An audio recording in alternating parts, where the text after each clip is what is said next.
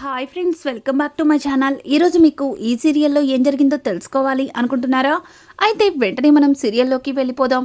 ఇక శ్రియ అయితే శ్రీకర్ దగ్గరకు వచ్చి, శ్రీకర్, ఇంట్లో జరుగుతుందేది పట్టించుకోవా? అసలు ఇంట్లో ఏం జరుగుతుందో కూడా తెలుసుకోవా అని చెప్పి ఇంకా శ్రీకర్ మీద అరుస్తూ ఉంటే, శ్రీకర్, చూడు శ్రియ, ఏం మాట్లాడుతున్నావు? ఇంట్లో జరిగేది పట్టించుకోకపోవడం ఏంటి? అయినా నిన్ను అనటానికి ఇక్కడ వదిన లేదు, అమ్మ లేరు, మరి నీకేమైంది అని చెప్పి ఇక శ్రీకర్ అడుగుతుంటే, అంటే మీ అమ్మ వదిన మీద నేను కావాలని చాడీలు చెప్తున్నానన్నా ఇలా మాట్లాడుతున్నావు? ఏదో మీ అమ్మని వదిన్ని నేనే బయటికి తరిమేసినట్టు అట్లా చెప్తున్నావేంటి అని అంటుంటే, అబ్బా శ్రియ, నేను చెప్పేది నీకు అర్థం కావట్లేదు. ఒకవేళ అమ్మ గాని వదిన గాని ఉంటే నీతో గొడవ పడుండేవారేమో. అప్పుడు నువ్వు నాతో ఏం చెప్పినా వినడానికి సిద్ధంగా ఉండేవాణ్ణి. కానీ ఇక్కడ నీతో గొడవ పడటానికి ఎవరున్నారు? పల్లవి కూడా నీ పార్టీనే కదా అని చెప్పి ఇంకా శ్రీకర్ మాట్లాడుతుంటే, చూడు శ్రీకర్, నువ్వేదో మారిపోయావని అందరూ అనుకుంటున్నారు, కానీ నువ్వు మారలేదని వాళ్ళకి తెలీదు, నాకు మాత్రమే తెలుసు అని చెప్పి ఇక శ్రియ అయితే శ్రీకర్తో అంటుంటే, ఇక శ్రీకర్ శ్రియ దగ్గరకు వచ్చి, చూడు శ్రియ, నువ్వు బాధపడతావని నీకోసం నాకిష్టం లేకపోయినా అమ్మతో వదినతో దూరంగా ఉంటున్నాను. అలాగే నీ మనసు బాధ పెట్టలేక వదిన చెప్పినవేవి కూడా చెయ్యటం లేదు. మరి ఇది నేను మారినట్టు కదా? చూడు, అనవసరంగా ఎక్కువగా ఆలోచించి నీ మనసు పాడు చేసుకోకు అని చెప్పి అక్కడి నుంచి శ్రీకర్ వెళ్ళిపోతాడు. అబ్బా, ఈ శ్రీకర్కి ఎట్లా చెప్పాలో అర్థం కావట్లేదు. శ్రీకర్తో చెప్పి అనవసరం. ప్రతిసారి భరత్ ప్రణతిలో వంక పెట్టుకుని పల్లవి నన్ను కొడుతుంది. ఈసారి మాత్రం ఆ పల్లవిని వదిలిపెట్టేది లేదు. ఎలా అయినా పల్లవిని ఏదో ఒక వంకతో కొట్టాలని చెప్పి ఇక శ్రియ అయితే అనుకుంటుంది. ఇది ఇలా ఉండగా ఇక్కడ చూస్తే అక్షయ్ ఆఫీస్లో ఇక వాళ్ళ బాస్ చాముండేశ్వరి దగ్గరికి వెళ్ళి, మేడం, ఈరోజు నేను కాస్త త్వరగా ఇంటికి వెళ్ళాలి అని చెప్పడంతో, అదేంటి అక్షయ్, ఎప్పుడు కూడా కంగారు పడేవాడివి కాదు, కానీ ఈసారి అంతా కంగారు పడుతున్నావు. ఇంటి దగ్గర నువ్వు చేసేది ఏముంది అని అంటుంటే, అది మేడం, కాస్త పనుంది మేడం, నేను ఇంటికి వెళ్ళాలి అని అంటూ ఉంటే ఇంకా చాముండేశ్వరి గట్టిగా నవ్వుతూ, చూడు అక్షయ్, ఈరోజు నీతో పాటు నేను కూడా మీ ఇంటికే లంచ్కి వస్తున్నాను అని చెప్పడంతో ఒక్కసారిగా అక్షయ్ షాక్ అయిపోతాడు. మేడం, మీరు మా ఇంటికా అని అడుగుతుంటే, ఏ అక్షయ్, నేను మీ ఇంటికొచ్చి భోజనం చేయకూడదా అని చెప్పి ఇక చాముండేశ్వరి అయితే అక్షయ్ని అడుగుతుంది. అయ్యో, అదెంత మాట, రండి మేడం అని చెప్పి ఇక అక్షయ్ అయితే వాళ్ళ బాస్ని తీసుకుని ఇంటికైతే వస్తాడు. ఒక్కసారిగా కారాగడంతో చాముండేశ్వరి కిందకి దిగి, ఇదేంటి, ఇది మీ ఇల్లా అని అడగడంతో, అవును మేడం, నేను ఇక్కడే ఉంటాను. మొన్న వ్రతం జరిగిన దగ్గర మా తమ్ముళ్ళుంటారు అని చెప్పి అక్షయ్ ఆవిడతో మాట్లాడుతూ లోపలికి తీసుకెళ్తూ ఉంటుంది. ఇంతలో అవని ఎదురొచ్చి, నమస్తే మేడం, వచ్చారా, రండి, కాళ్ళు కడుక్కోండి అని చెప్పి ఇక బయట వాకిట్లో నీళ్ళిస్తూ ఉంటుంది. ఇంకా చాముండేశ్వరి కాళ్ళు కడుక్కుంటూ, నిజంగా ఇలాంటి భార్య దొరకడం నీ అదృష్టం, అన్ని మర్యాదలు బాగా తెలుసు, నాకు ఇట్లాంటి వాళ్ళంటే చాలా రెస్పెక్ట్. చూడు అవని, నువ్వు రమ్మనగానే భోజనానికి వచ్చాను, మరి నాకు ఇష్టమైనవన్నీ చేశావా అని చెప్పి ఇక చాముండేశ్వరి అయితే అవనిని అడుగుతూ ఉంటే ఒక్కసారిగా అక్షయ్ షాక్ అయిపోతాడు. ఇదేంటి, మేడంని భోజనానికి పిలిచింది అవనినా అన్నట్టుగా ఇక అక్షయ్ అయితే అవని వైపు చూస్తుంటాడు. ఇంకా ఇదంతా ఇలా ఉండగా అసలు వీళ్ళందరూ ఇంట్లో ఏం చేస్తున్నారని చూడటానికి దొంగచాటుగా పల్లవి అయితే వస్తుంది. ఇక పల్లవి బయట విండోలోంచి చూస్తుంటే అనుకోకుండా వాళ్ళ బాస్ కూడా అక్కడే ఉండడం చూసి కోపంతో రగిలిపోతుంది. ఈవిడ కూడా ఇక్కడే ఉందా? అసలు ఈవిడెందుకు వచ్చినట్టు అని చెప్పి ఇంకా పల్లవి అయితే అలానే చూస్తూ ఉంటుంది. ఇక అవని అయితే, రండి మేడం, అందరూ డైనింగ్ టేబుల్ దగ్గర కూర్చుంటే భోజనాలు వడ్డించేస్తాను అని చెప్పి అందరికీ కూడా ప్లేట్లలో భోజనాన్ని వడ్డిస్తూ ఉంటుంది. ఇక అక్షయ్కైతే కొసరి పెడుతూ ఉంటే అక్షయ్ అవని వైపు కోపంగా చూస్తూ, వద్దు వద్దు అని చెప్పి ప్రతిదానికి కూడా వద్దని చెబుతుంటాడు. ఇంకా పక్కన ఉన్న చాముండేశ్వరి, ఏంటి అక్షయ్, నీ భార్య ఇంత చక్కగా వంట చేస్తే దాన్ని వద్దని చెప్తావేంటి? ముందు తిను అని చెప్పి ఇక ఆవిడైతే వచ్చిరాని తెలుగులో వాళ్ళని సరదాగా నవ్విస్తూ ఇక అక్షయ్తో మాట్లాడుతూ ఉంటుంది. ఇదంతా చూస్తున్న పల్లవి అయితే ఓ ఎలాగో బావగారితో కలవటానికి వీలు కుదరట్లేదని ఈవిడ్ని రప్పించినట్టుంది ఈ అవని. చూస్తూ ఉంటే ఈవిడే వీళ్ళిద్దరినీ కలిపేలా ఉంది. బావగారికి దగ్గరవ్వడం కోసం ఆవిడ్ని భోజనానికి పిలిపించావు కదా, చూడు నిన్ను బావగారిని జీవితంలో ఒక్కటి కాకుండా చేస్తాను. మీ ఇద్దరి మధ్యలో ఎట్లాంటి అగాధాన్ని సృష్టిస్తానంటే జీవితంలో అక్షయ్ నీ మోహం కూడా చూడ్డు.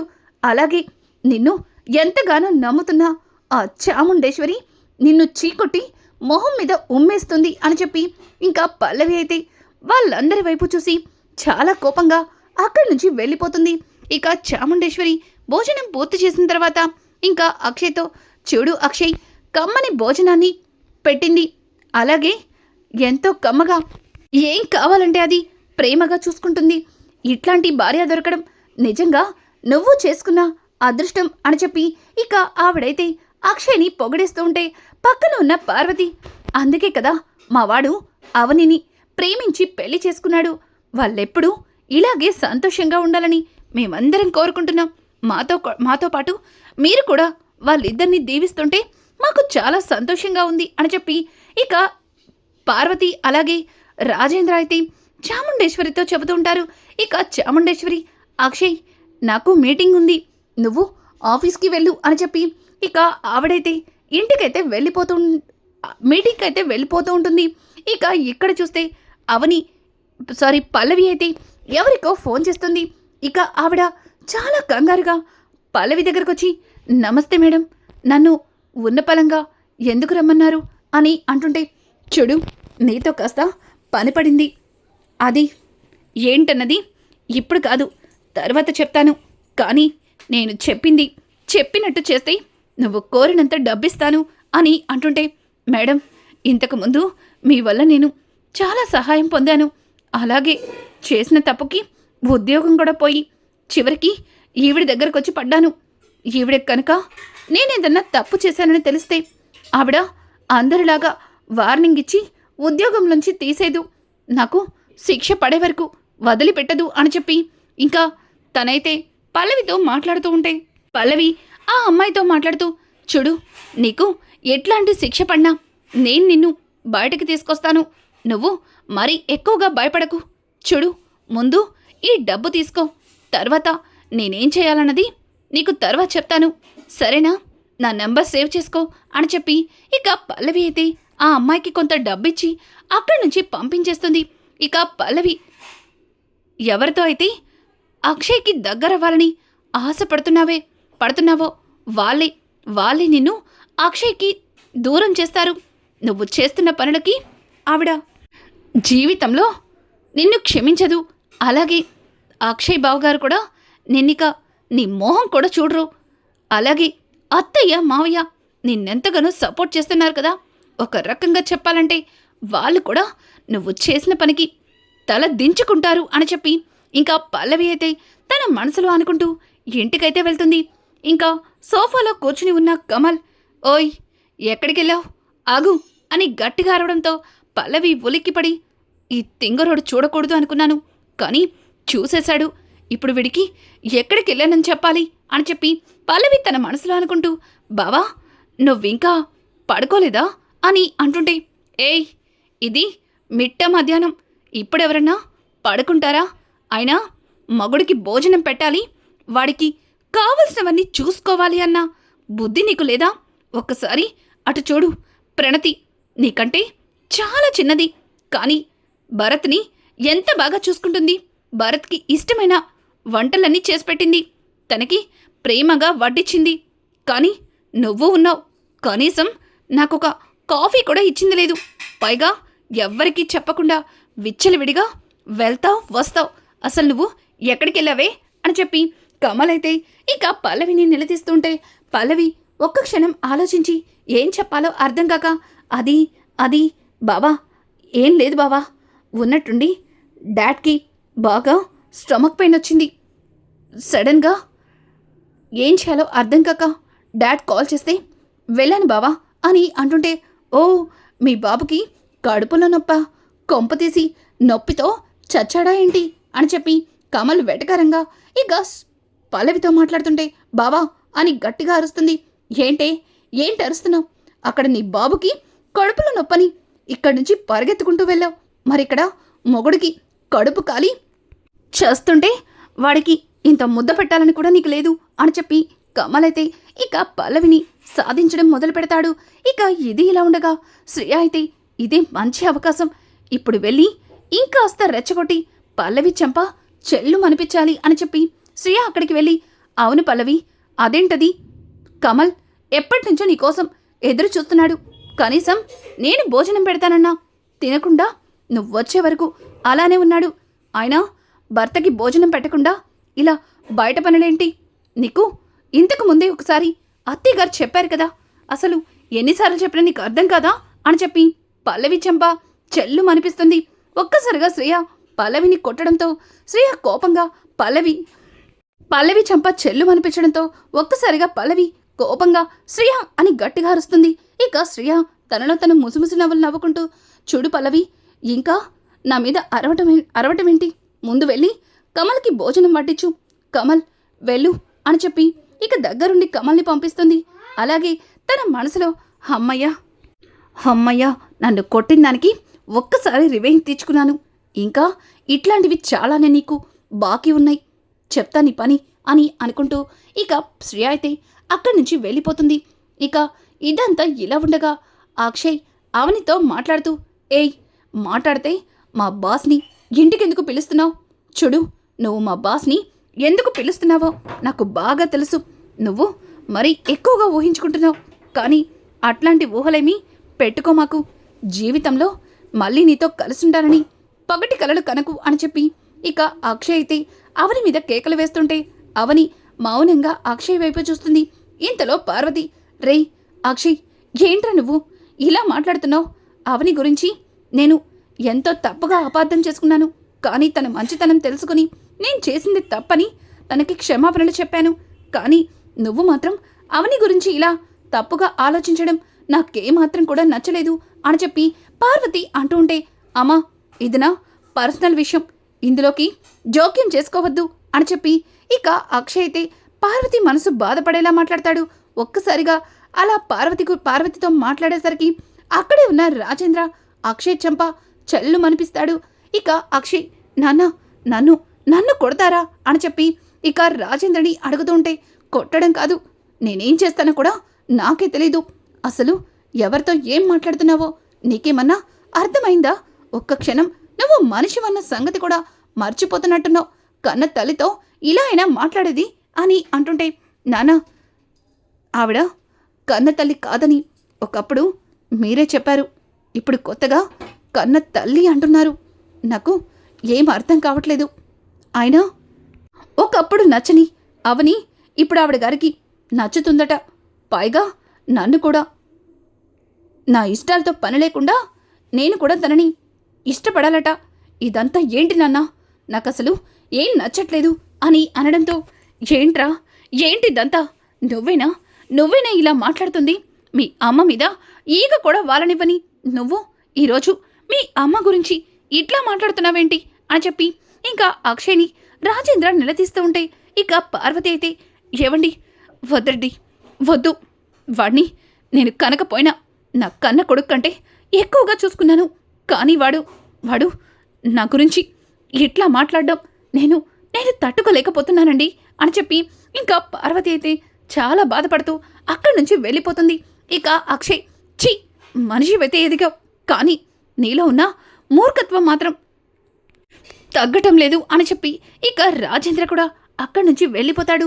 ఇక అవని వైపు చూసి ఇదంతా నీ వల్లే, మా అమ్మకి నాకు మధ్యలో గొడవని పెట్టావు, మా ఇద్దరి మధ్యలో ఉన్న ప్రేమని ద్వేషంగా మార్చావు, నీలాంటి దాన్ని ఇంకా నేను ఇట్లాంటివి ఎన్నని భరించాలో అని చెప్పి ఇక అక్షయ్ అయితే అవనితో అంటూ ఉంటే అవని, ఆపండి, ఊరుకుంటుంటే రోజు రోజుకి మితిమీరి మాట్లాడుతున్నారు, అసలు నేను చేసిన తప్పేంటండి? ఒక్క మాట చెప్పండి. ఎన్ని రోజులు మీరు ఎన్నన్నా సరే మాట్లాడకుండా సైలెంట్గా ఉన్నానని ఈరోజు మీరు అత్తయ్య గారితో కూడా అలానే మాట్లాడతారా? ఏవండి, నేను తప్పు చేసినట్టు మీ కళ్ళతో మీరు చూసారా? మరి ఎందుకండి, ఎందుకు తప్పు పడుతున్నారు అని చెప్పి ఇక అవని అయితే అక్షయ్ని అడుగుతూ ఉంటే, అక్షయ్ చూడు, నీ మాటలతో అమ్మని మార్చేశావు, కానీ నన్ను మాత్రం మార్చలేవు. చూడు, నేనెప్పటికీ కూడా మారను అని చెప్పి ఇంకా అక్షయ్ అక్కడ ఉన్న ఫైల్ని తీసుకుని చాలా హడావుడిగా ఆఫీస్కైతే వెళ్ళిపోతాడు. ఇక ఇదంతా కూడా పల్లవి పెట్టిన ఆ పిఏ మొత్తం చూస్తుంది. ఇక తనైతే పల్లవికి కాల్ చేసి, మేడం, ఇప్పుడే అక్షయ్ గారు ఆఫీస్కి బయలుదేరారు. మీరు చెప్పినట్టుగానే ఇప్పటి వరకు నేను అక్షయ్ గారితోనే ఉన్నాను అని అంటుంటే, ఓ అయితే వెరీ గుడ్. ఇక నువ్వు చేయాల్సింది చేసే టైం దగ్గర పడిందనమాట. చూడు, అక్షయ్ దగ్గరున్న ఫైల్లో పేపర్స్ అన్నీ మార్చేయాలి.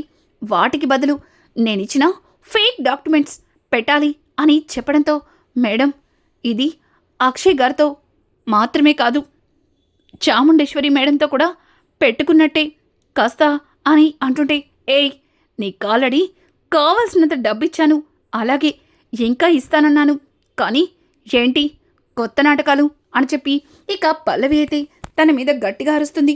ఇక తనైతే, సారీ మేడం, మీరు చెప్పినట్టుగానే చేస్తాను అని చెప్పి ఇక తనైతే కాల్ కట్ చేసి అక్షయ్ దగ్గరగా కూర్చుని, సార్, మీతో కాస్త మాట్లాడాలి అని చెప్పి ఇక తనైతే అక్షయ్తో మాట్లాడుతూ ఉంటే, అక్షయ్ చూడు, ఇప్పుడు నీతో మాట్లాడే మూడ్ నాకు లేదు, నేను తర్వాత మాట్లాడతాను అని చెప్పి అక్షయ్ తనతో మాట్లాడకుండా ఆ ఫైల్ని చేత్తో గట్టిగా పట్టుకుంటాడు.